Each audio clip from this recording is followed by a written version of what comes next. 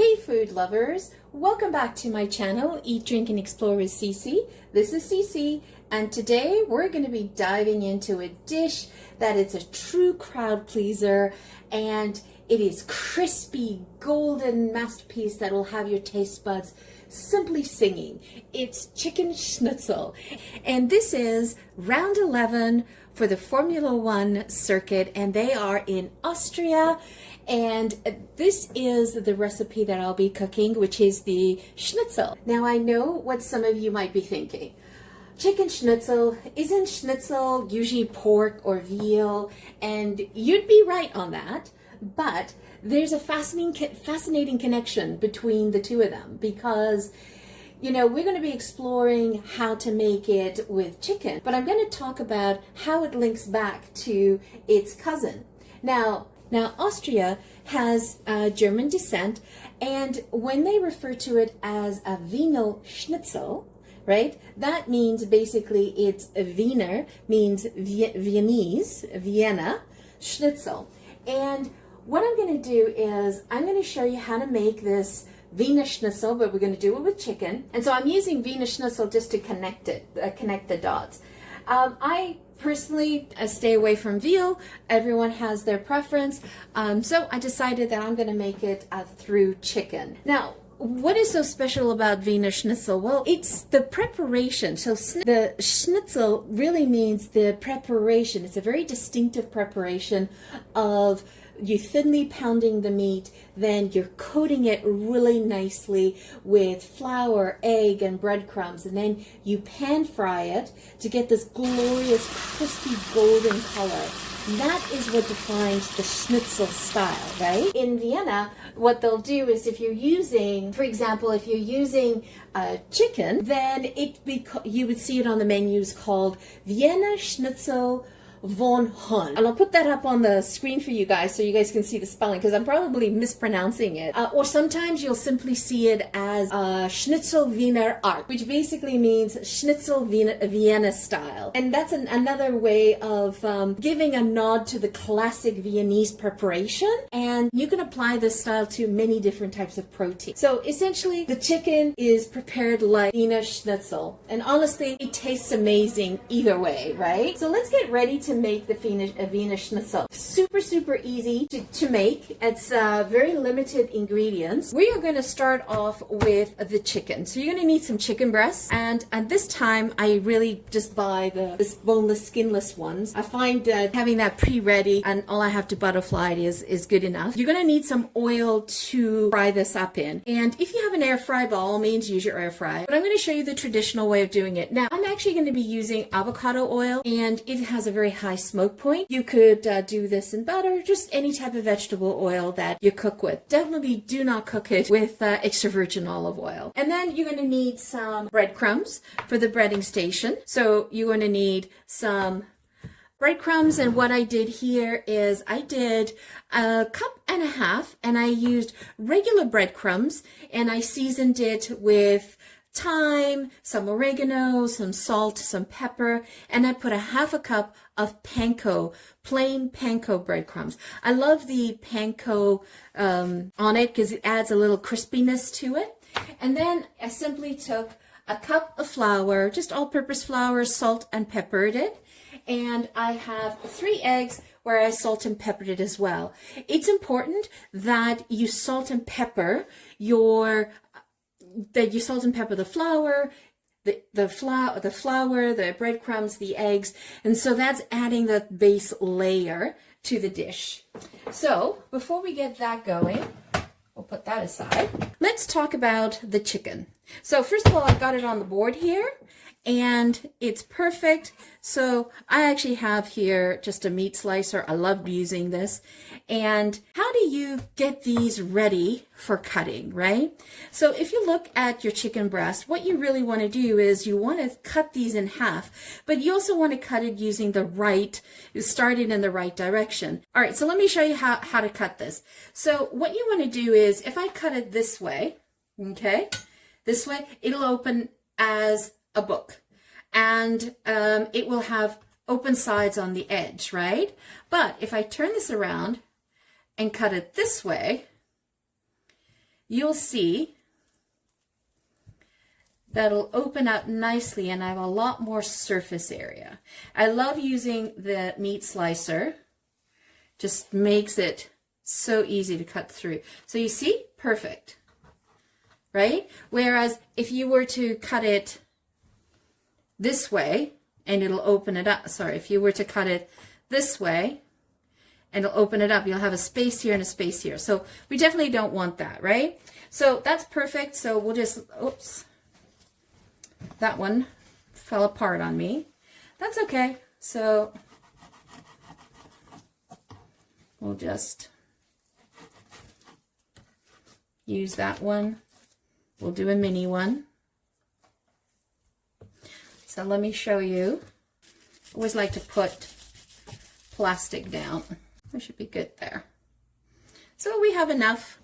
When I'm working with chicken, I'm always making sure I wash my hands. Okay, so how are we going to flatten this, right?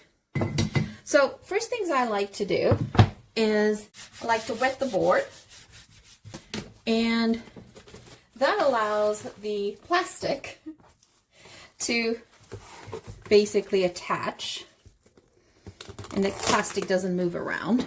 And we're going to flatten them.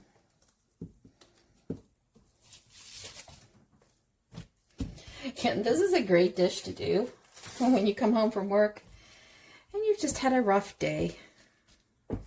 Get some of your frustrations out.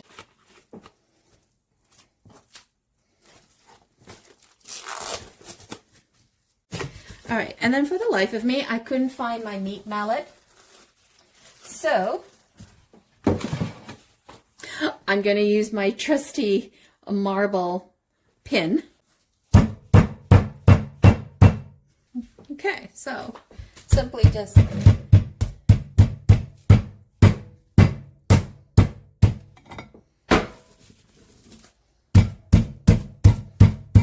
want to get it down to really thin, about 1/4 of an inch. I told you it's fun. Perfect. I think I'm happy.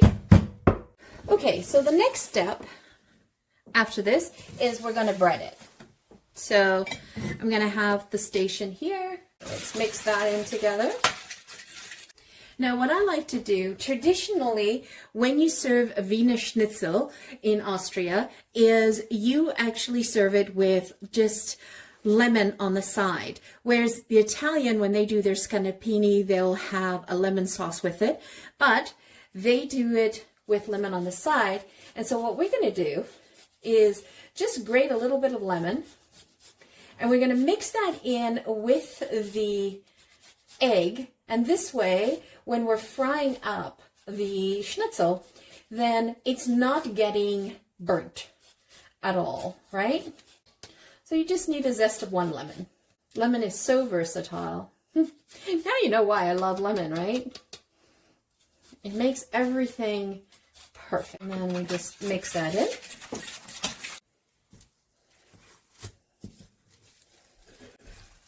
We'll take the next one. So simple, but this is such a delicious dish. It's so homey. You know, once you're eating it, it's amazing. You can definitely do it with pork as well. You know, you could get away with 2 eggs, but what I found is I like to be generous with the egging station because then I can definitely get the crumbs of the bread to really stick to it. All right, so that's nice and wet. So now we're just gonna put it through the breading station again. Whoever invented this dish, they were very ingenious because you can take a small cut of meat, pound it away, and make it bigger and feed more people. And also, you can serve it and it looks like a massive serving, but it's actually just 1 chicken breast, half a chicken breast, cut in half, butterflied. Okay, so let's pop that in. All right, perfect. So we breaded it. So all of this goes into the garbage. So basically that and that goes into green box, the compost, and then that I throw out as well. And we're gonna move over to the frying station now. Okay, so now that your oil is warm, what you want to make sure is you don't want to do a deep fry on this. You want to do a shallow fry. So I'm going to turn down this as now it's getting nice and smoky. And we're just going to pop this in. And so what we're doing is we're going to fry this to 165, and the chicken needs to be. And I don't like to overcrowd. So I'll put in 2 at a time. That's the maximum I'll do. I personally like to add a little bit of butter in with my avocado oil. And that just adds a nice richness to it. So what I like to do now is when it's ready is I like to grab it, let it drench, and then I put it onto a tray. And I like to use this tray as opposed to a paper towel because then I have air circulating underneath it and it drips down at the bottom, and I don't get that sogginess on one side and crispiness on another. I'll have crispiness all the way around. That's a perfect trick for that. So let me finish up the rest. So now that I let the chicken hang out, the best way to serve this is you want to serve it the traditional way. You want to put some lemon wedges on the side, and I love to serve it on a bed of parsley.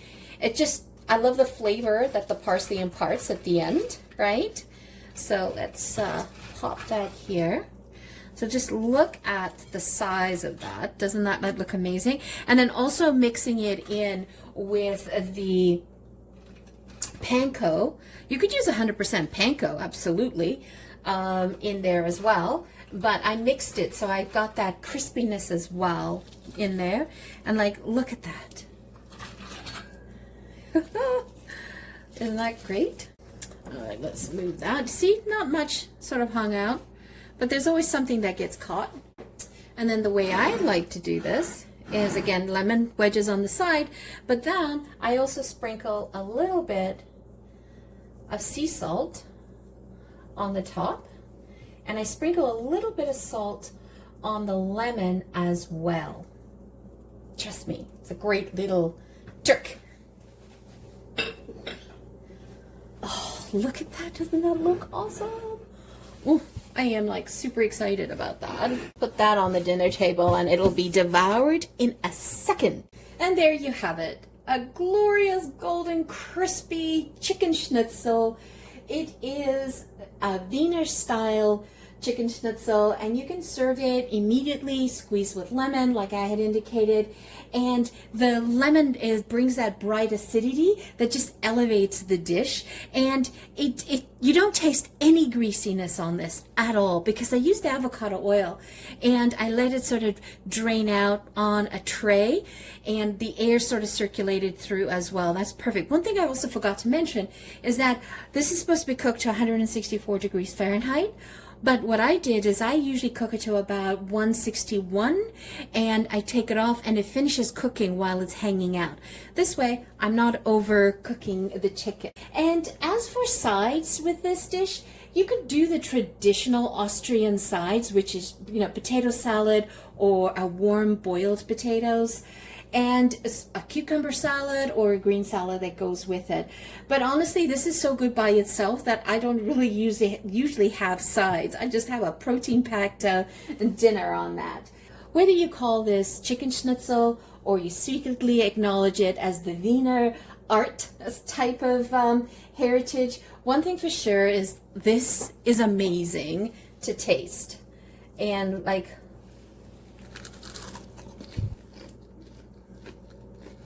do you hear that crunchiness? Look at that. Perfectly moist. Perfectly crunchy. That is so good.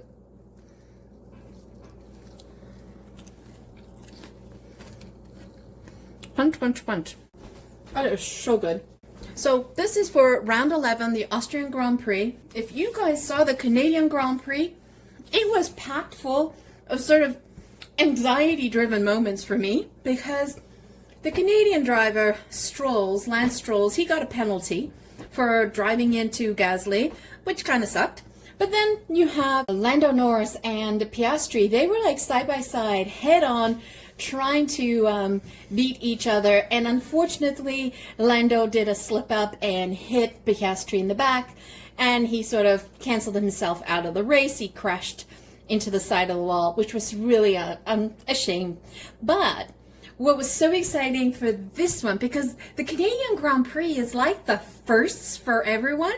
So like I had mentioned on the last video, that Hamilton in 2007 won his first pole position here as a rookie driver. And this year we had Kimi Antonelli from the Mercedes group. He was the first youngest driver ever to be on the pole. So he came third. So George Russell came in first, Max Verstappen came in second, and we've got Kimi Antonelli, the youngest driver, and he's on the pole. That was so exciting to see. After all of what happened to him in Monza and in Monaco and in Spain, this was perfect for him. So really happy for that young gentleman. We're going to see some amazing racing from that young man throughout the year, so I'm looking forward to that. So they're going to be in Austria, and that's home turf for Red Bull Racing. So it is Max Verstappen and Yuki Tsunoda. They're definitely going to be up there. That's their home race. Once again, thank you so much for joining me. If you loved this video, please give it a thumbs up. Hit that subscribe button and ring that notification bell, so that you don't miss any of our upcoming adventures in F1, kicking circuit, or anything else that we do. And let me know in the comments below, what's your favorite dish? What would you like me to do? What would you like me? I'd love to do something that the audience would like to see. And once again, thank you so much for joining me. If you are returning, thank you so much for your love. And if you are new to the channel, welcome. Please consider hitting subscribe, hit that like button, and I hope to see you on the next time. Thank you so much for watching. Ciao for now. Happy cooking. Don't forget to hit subscribe.